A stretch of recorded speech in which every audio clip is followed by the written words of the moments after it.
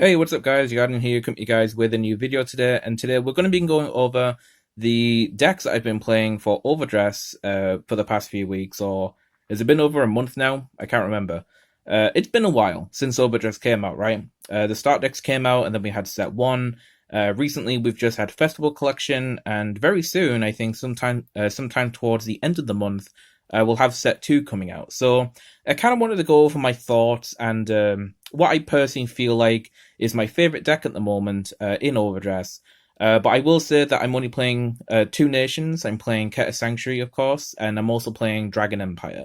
So I do have 4 decks. I've got Bastion and Hexorb, and I've also got Eugene and the Nirvana deck. So I have played these decks for a fair amount of time, to the point where I felt like, the moments where I wanted to swap over to another deck, that kind of gave me reason to do so, because, sticking with one deck over and over again, I could see that getting pretty boring and a bit stale.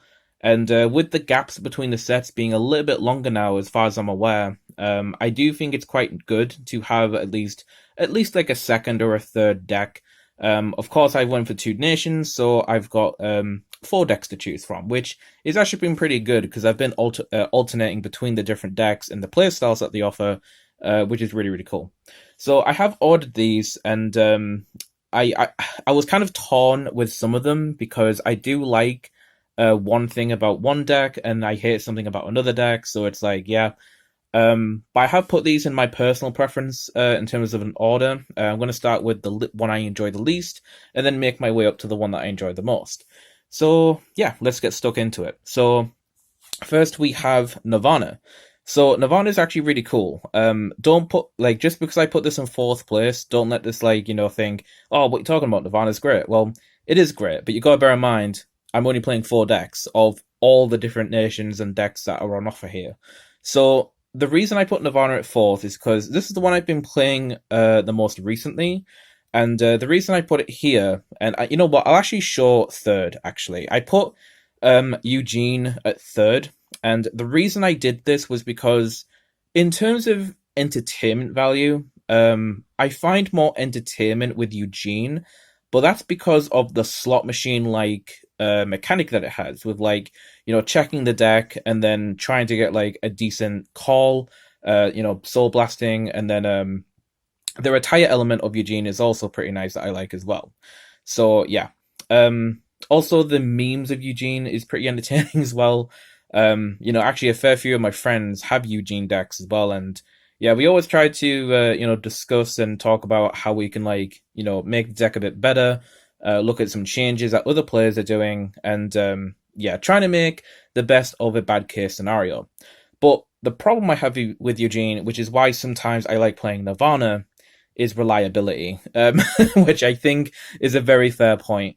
Nirvana is very reliable. You're going to be, searching your Trickstar, hopefully seeing arcs, which I know that some of my friends have problem with seeing arcs at times. But yeah, hopefully you see an arcs, get some draws. It's very long lasting, Nirvana. It hits for pretty good numbers. Powers itself up. There's different iterations of the deck, with, like, early game rush with the I think it's like the Reno grade 1. There's also the Volker Hazard, which is a 10k booster, which is really good for just making good numbers.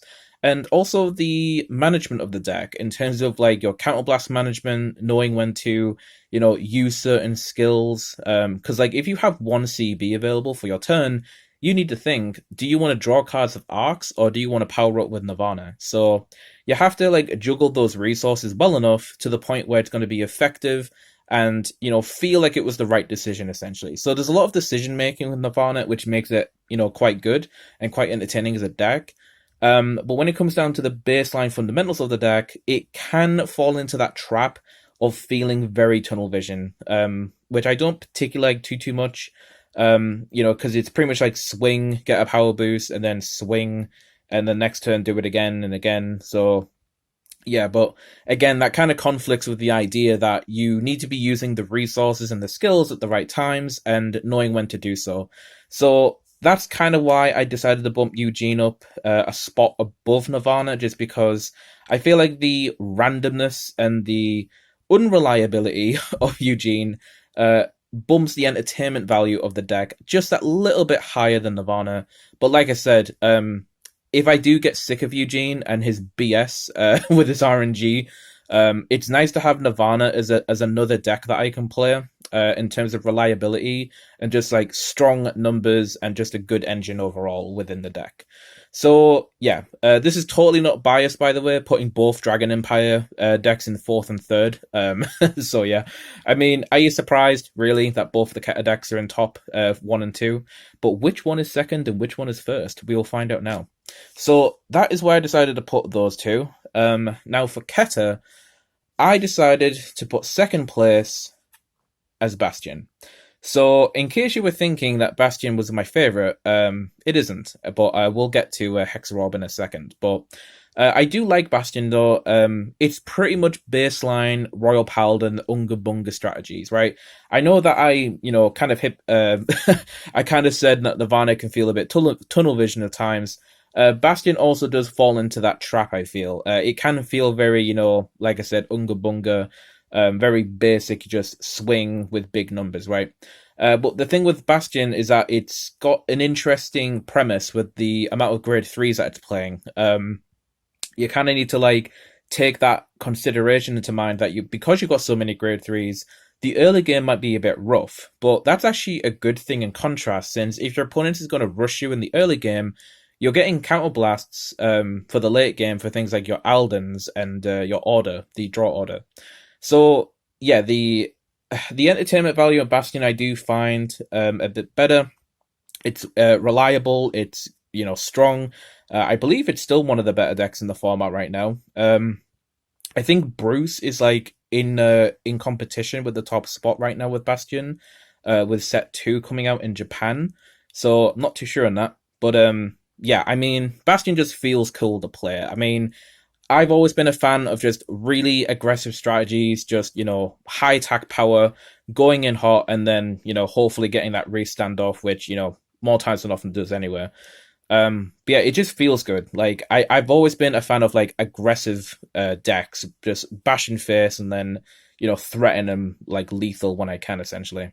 So, yeah, and also Bastion does look really cool as well. Like, I have to give it, like, the artwork of the units, like, even Eugene and Nirvana, they just look cool, and Bastion is definitely that sort of aesthetic that I really, really like in the game. So yeah, Bastion, he's a 2nd place.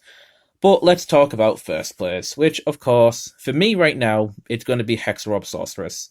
So why did I put Hexarob at 1st? It's because it's just really fun.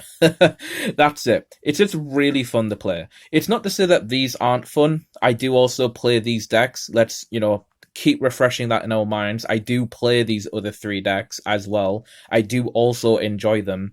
But in terms of my personal preference with these decks that I own, Hexarob is just so fun, dude. Like, when you get to that grade 3 turn and you're stacking your deck, trying to line those triggers up with those skills that you have where they go off when you reveal a trigger, with the Lepisto, and then also the Vegeta, the grade 1, that allows you to refund Counterblast, essentially give you a counter charge for, I think it's 2 Soul Blast when you reveal a trigger. It just works really well. And my current build right now, I think it's the same one that I profiled a couple of weeks ago. Dude, it's just so entertaining. It can flop, definitely. There are times where if you don't see your triggers or your stacks aren't going well, the power ceiling just sinks to a really low level. But when Hexarob pops off, it pops the fuck off. Like, I'm sorry, but it just explodes. And yeah, lately with Hexarob, I have had a few experiences with revealing the over trigger with this, which might have helped bump it up a place or two. But I mean, it's my own decks, right? I can put them wherever I want to. But yeah, the over trigger in Hexarob is ridiculous, dude. Like, the fact that you can restand the Lepisto as well and get another twin drive, it's ridiculous. What else can I say? Also, like, the little intricate plays with Hexarob that I like is like how you can like boost the Hexarob, and then it's like, like a normal Wonder Pass is no longer a Wonder Pass from the opponent, because you can power up the booster with Hexorb skill and then give the trigger power to, Hexorb herself anyway. So it's like one trigger is now the power of 20 instead of 10, which means they have to take that into mind when Hexorob's attacking, and, maybe you've stacked a crit. You can get some pretty scary situations with Hexorb a lot of the time, but it depends on the pieces that you're seeing and just the overall flow of the game, whether if you're getting those triggers stacked well. But yeah, I think the entertainment value of Hexorb is just really, really nice. I've been having the most fun with this deck overall at the moment. And it's getting some pretty nice support in the next set as well. So looking forward to playing that, and also just looking forward to playing these as well. Like, I know that Bastion... he's getting that new grade 3 triple rare that's coming out, which actually works really well with Darkstream Dragon, so I do want to play that. Eugene's getting that grade 2 Brachiosaurus unit, I think. Can't remember what it's called exactly. But yeah, looking forward to play Eugene with that new support. That should help, hopefully. And Nirvana, of course, we're getting that new grade 2 from set 2. I can't fully remember the name, so do forgive me there. But yeah, it's going to be interesting to see how these decks evolve, and who knows, maybe the entertainment of these decks for me might change over time as support comes out for them. So yeah, that's going to do it for like the discussion part of the video. In terms of what my favorite deck is at the moment, it's definitely Hexorb Sorceress. Really, really enjoy this deck. But I do also enjoy these three. Like, just because I didn't place these in a higher place doesn't mean I think the decks are good. Or like bad or not fun in any way. Like I said, I only own 4 decks in OverDress. These are the only 4 decks I own. I haven't touched the other decks because I'm just not they're just not my jam, essentially. So yeah, this is it at the moment, but this might swap depending on the support that we get for them. But to wrap the video up, I did want to go over some quick mail, since I did want to kind of inject my mail segments into some videos that I make, instead of making like the dedicated mail videos, since they're a little bit niche anyway, and it's like, I don't know, not everyone's like going to be like, up for that. So I did get me foil upgrades for different units from like set 1 and such.